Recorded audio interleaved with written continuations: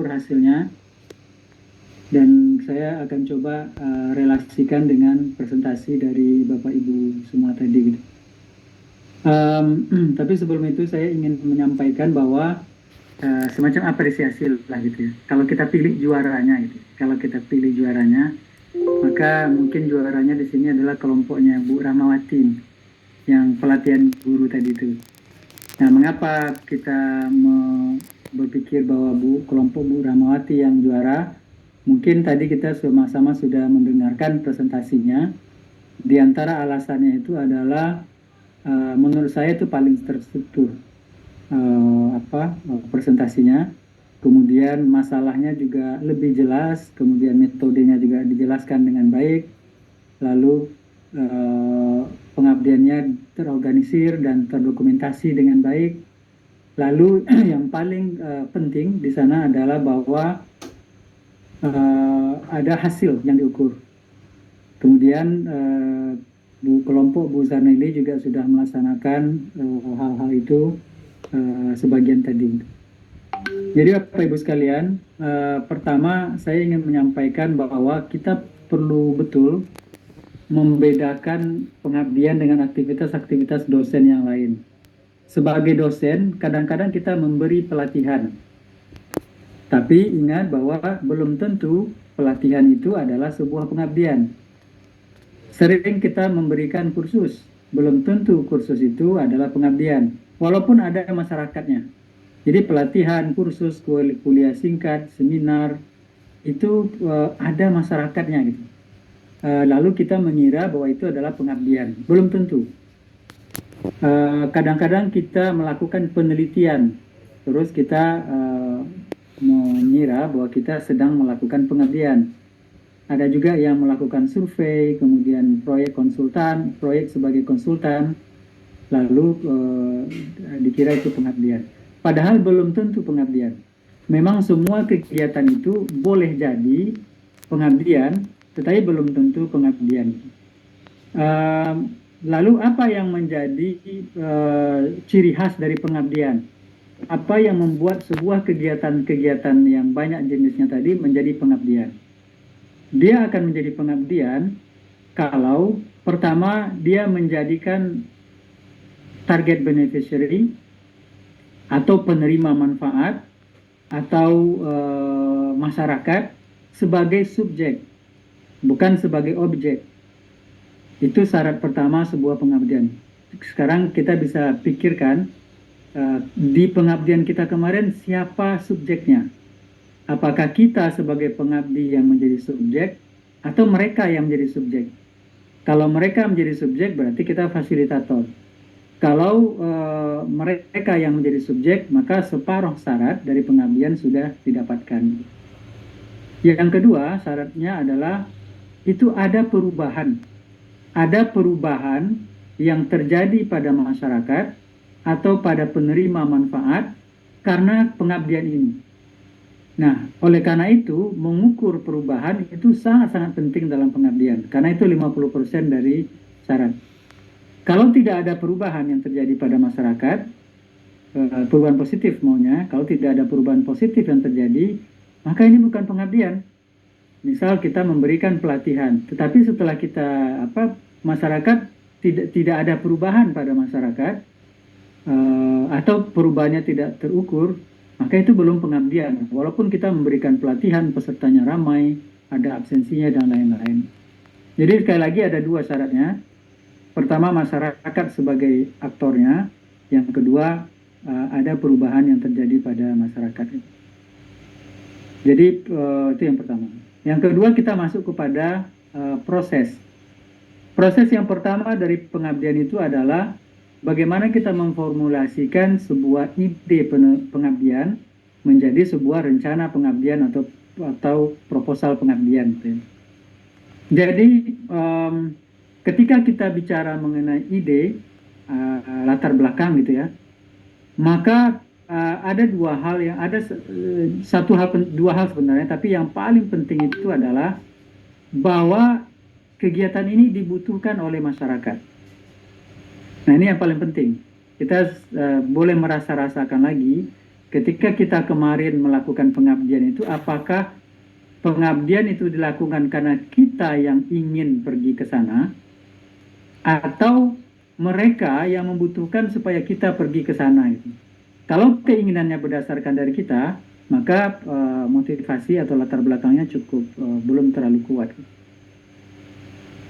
Jadi pengabdian itu orang kan sering mengatakan bahwa kita di kampus ini jangan menjadi apa namanya itu duduk di menara gading. Nah itu maksudnya itu. Jadi kita tidak bisa mengatakan, hei kalian masyarakat, hai kalian sekolah, kalian masyarakat apa orang-orang kampung, ini masalah kalian dan saya datang dengan solusi. Nah bukan begitu. Tetapi mereka yang butuh kita untuk memfasilitasi mereka untuk membuat perubahan. Jadi topik-topik pengabdian itu bukan didasarkan oleh apa yang ingin dilakukan oleh pengabdi, tetapi berdasarkan pada perubahan yang diinginkan oleh masyarakat, supaya bisa membawa mereka pada kehidupan yang lebih baik. Itu yang social change tadi. Bahkan sekarang ini ada banyak funding, banyak lembaga-lembaga pendonor, itu mereka apa namanya, mereka mensyaratkan supaya ada semacam statement terkait dengan kebutuhan ini. Nah, mungkin saya kalau boleh izin ke moderator, mungkin saya bisa kasih contoh statement itu. Kalau saya mau share di mana ya? Oh ya, yang ini. Saya mau share screen, lalu saya pilih apa ya? Saya pilih ini ada screen. Ya, apa aja? Saya pilih screen aja. Kelihatan nggak di sini ada banyak video-video? Nah, mudah-mudahan ada ini salah satu video dari, mudah-mudahan kedengaran suaranya. Enggak kedengaran suaranya. Nggak kedengaran ya?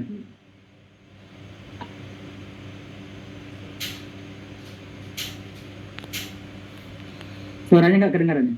Nggak kedengaran Pak suaranya. Oke. Ya mungkin di stop aja.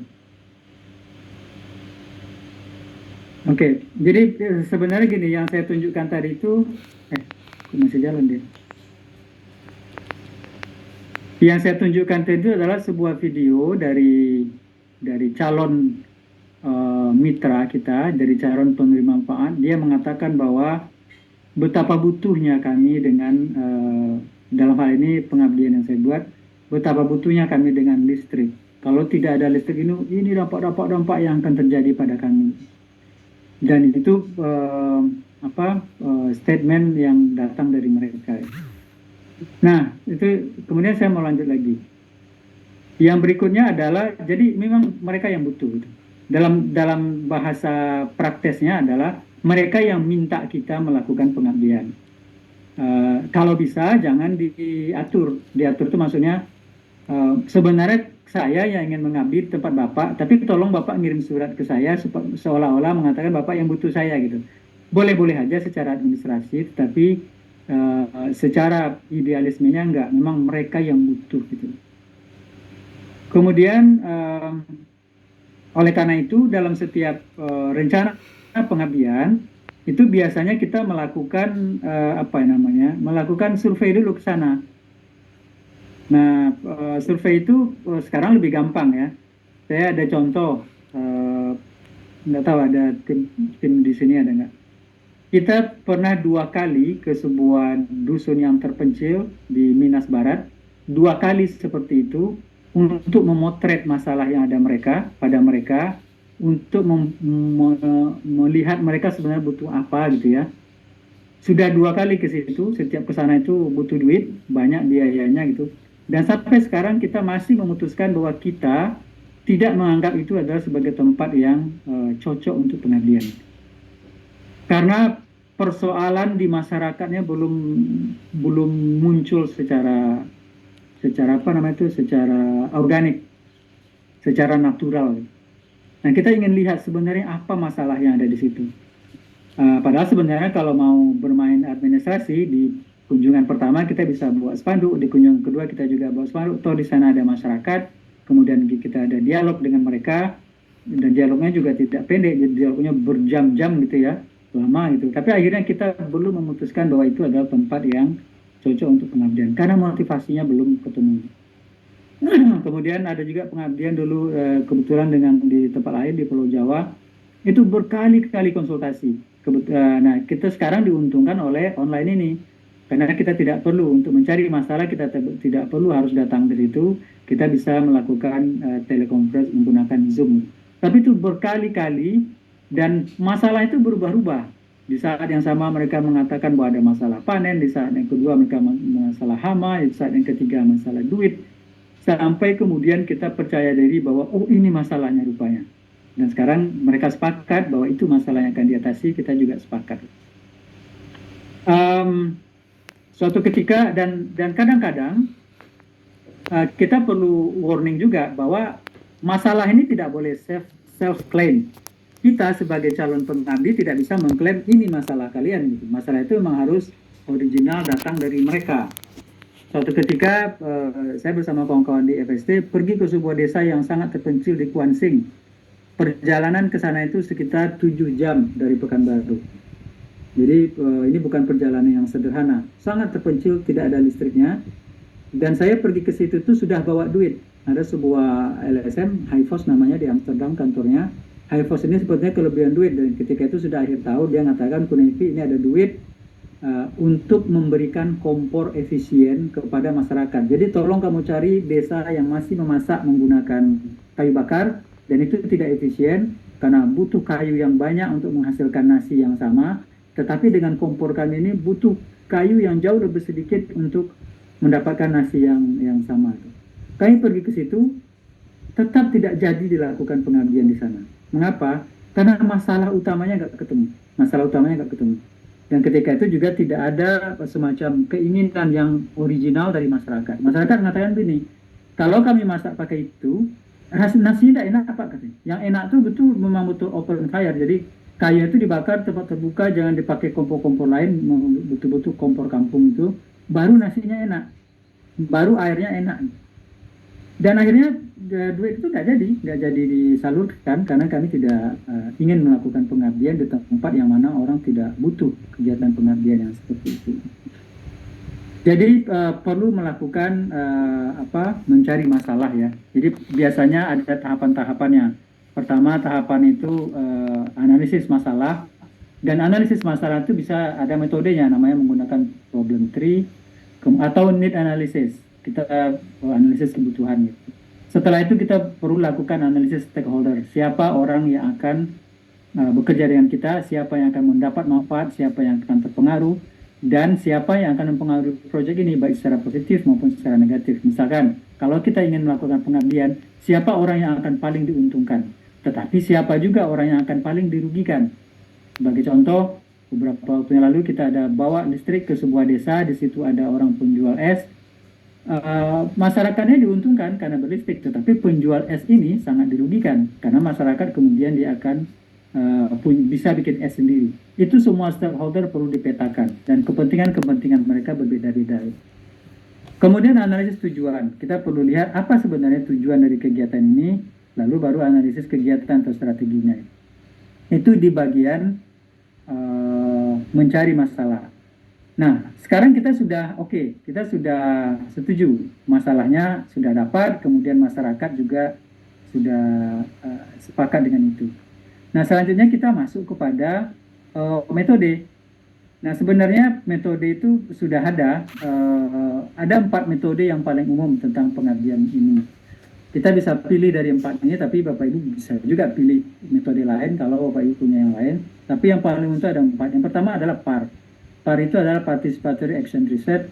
Intinya adalah kita melakukan semacam penelitian dengan cara sambil memberdayakan masyarakat. Tujuannya adalah untuk memenuhi kebutuhan masyarakat itu atau menyelesaikan masalah yang ada di masyarakat itu. Nah, yang paling penting di sini adalah kita melakukan mobilisasi ilmu pengetahuan. Pengetahuan kita di kampus kita gunakan untuk memberdayakan masyarakat itu dengan cara menjadikan masyarakat sebagai aktor perubahan. Sementara kita adalah sebagai fasilitator dari perubahan itu. Jadi kalau ada kegiatan-kegiatan bukan kita yang mengerjakan, tetapi mereka yang mengerjakan. Kita lihat dari jauh aja. Kita yang membantu mereka merencanakan, kita lihat dari jauh, kemudian mereka yang mengerjakan itu. Yang kedua ada namanya CBR. CBR itu Community Based Research. Ini hampir mirip-mirip dengan Participatory Action Research. Cuman kalau participatory tadi itu yang paling penting itu adalah masyarakatnya berpartisipasi. Kalau yang komunitas itu sebenarnya masyarakatnya juga berpartisipasi, tetapi lebih kepada penglibatan mereka sejak awal. Jadi mereka dalam tahap perencanaan sudah harus terlibat sampai akhir kegiatan itu harus terlibat. Dan itu tujuannya adalah untuk meningkatkan, untuk memunculkan sense of belonging terhadap kegiatan pengabdian. Nah, yang berikutnya adalah service learning. Service learning ini biasanya lebih banyak kepada bagaimana kita mengintegrasikan pembelajaran yang biasanya kita pakai di kampus, tapi kali ini kita lakukan di kampung-kampung. Itu mungkin seperti yang dilakukan oleh kelompok Pak Soleh tadi ya, kelompok Pak Soleh yang melakukan ini. Terus ada lagi yang keempat itu ABCD. Nah, ABCD ini adalah Asset Based Community Development. Ini terbalik dari yang 3 tadi. Kalau yang 3 tadi itu berbasis, paradigmanya adalah berbasis masalah. Jadi kita cari masalah, kemudian berdasarkan masalah itu kita ingin membantu memfasilitasi solusinya itu. Kalau ABCD ini tidak, kita justru berbasis kekuatan. Kita datang ke sebuah tempat, kita lihat apa kekuatan yang ada di situ. Dengan memanfaatkan kekuatan di kampung itu, di masyarakat itu, di penerima manfaat itu, apa yang bisa dilakukan, perubahan apa yang bisa dilakukan berbasis kekuatan masyarakat itu. Nah, terkait dengan jenis ini memang kita perlu hati-hati. Jadi apakah yang saya lakukan ini riset atau pengabdian gitu?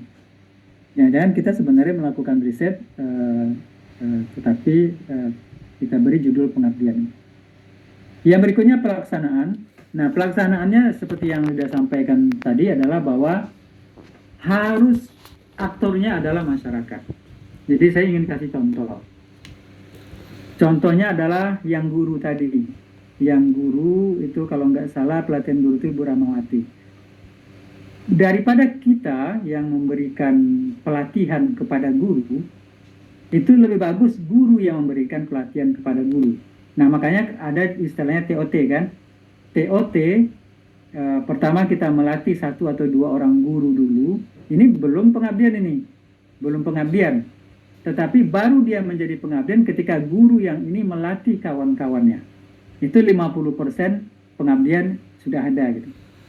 Ketika kawan-kawannya menerima manfaat, berubah kawan-kawannya karena dilatih oleh kawannya sendiri, itu betul-betul sebuah pengabdian.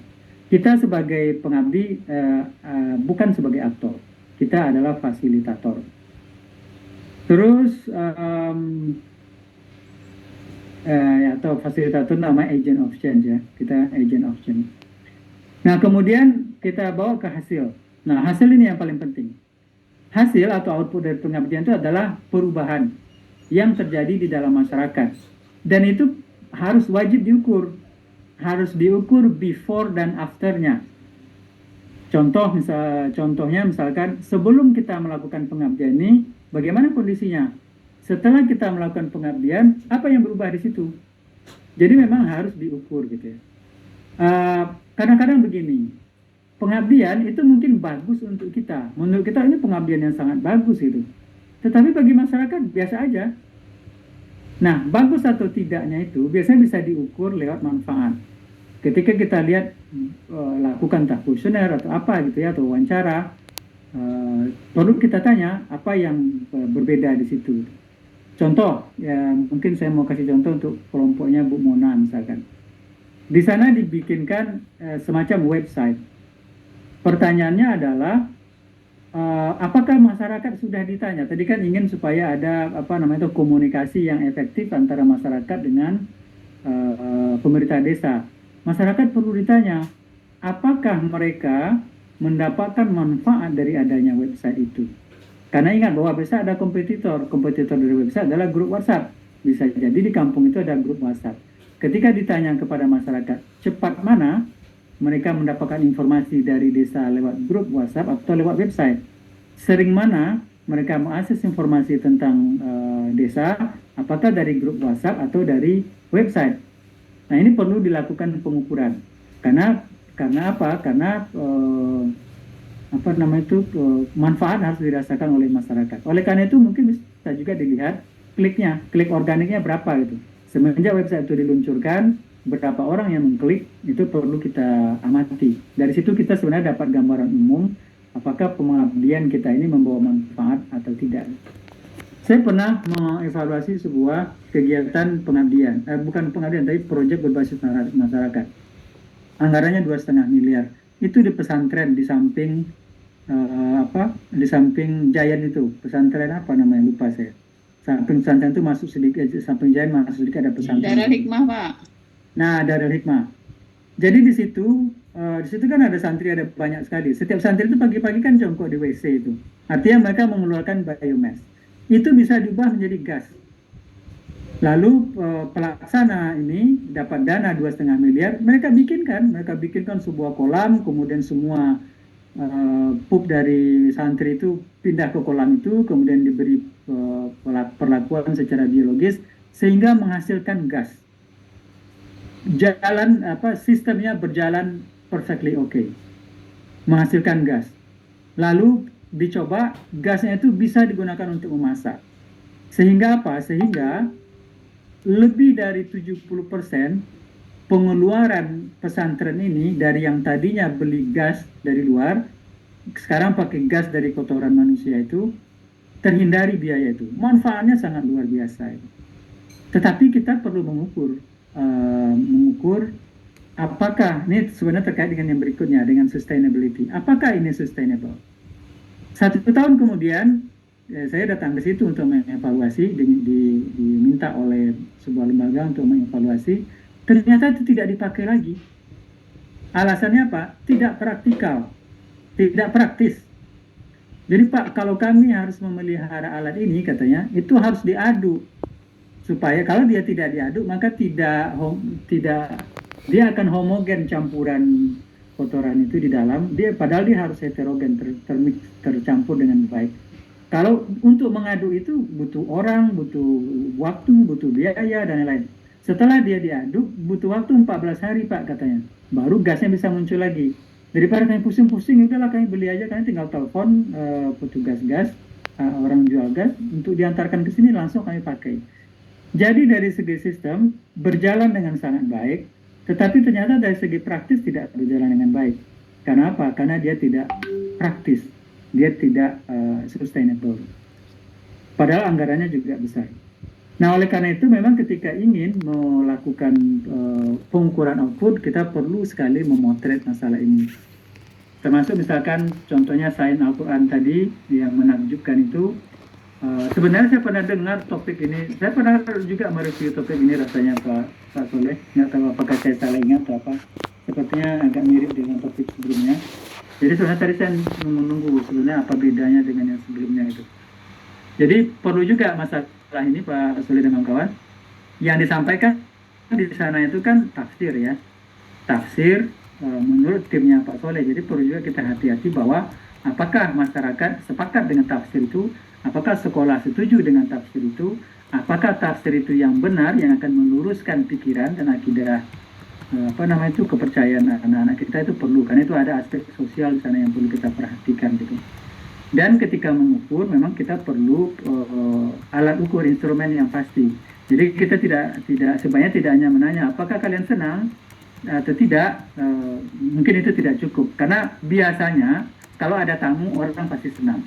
Tamu dia bosan dengan gurunya yang biasa, tiba-tiba ada datang tamu itu baik, kadang-kadang bawa permen, bawa door prize, pasti senang. Dan biasanya tamu ini beban materinya berbeda. Jadi Bapak Ibu sekalian, guru itu kan dikejar oleh target untuk mengejar materi. Karena mereka dikejar target, kadang-kadang mereka nggak sempat lagi untuk melakukan inovasi-inovasi dalam metode pembelajaran.